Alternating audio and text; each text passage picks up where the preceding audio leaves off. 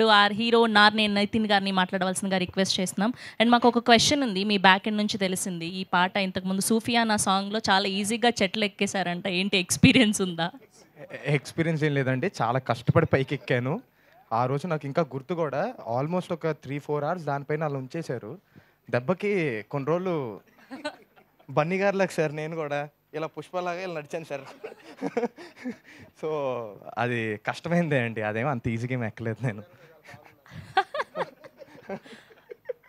Okay. Please. Thanks అండి అందరూ ఇక్కడికొచ్చినందుకు మా ఈవెంట్‌కి. Thank you very much. మేము ఒక మంచి గోదావరి సినిమా తీసామండి. మంచి ఒక మంచి ఎంటర్‌టైనింగ్ సినిమా. ఈ సినిమాలో మంచి ఫ్రెండ్‌షిప్ గురించి చెప్పబోతున్నాం.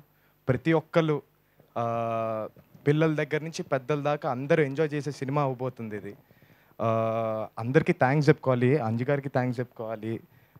అరవింద్ గారికి థ్యాంక్స్ చెప్పుకోవాలి. వాసు గారికి థ్యాంక్స్ చెప్పుకోవాలి. ఇలాంటి మంచి సినిమాలోకి నన్ను తీసుకున్నందుకు. Thank you sir. Thank you so much sir. అలానే మాకు మ్యూజిక్ ఇచ్చిన అజయ్ గారు, అలానే రామిర్యాల గారు ఇద్దరు చాలా బాగా ఇచ్చారండి పాటలు.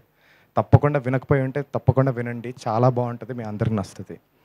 అండ్ నాతో పాటు నా కో యాక్టర్స్, నా friends it's Ankit and Chowdary garu. ఆయన ఇంకా లేరు ఇక్కడ.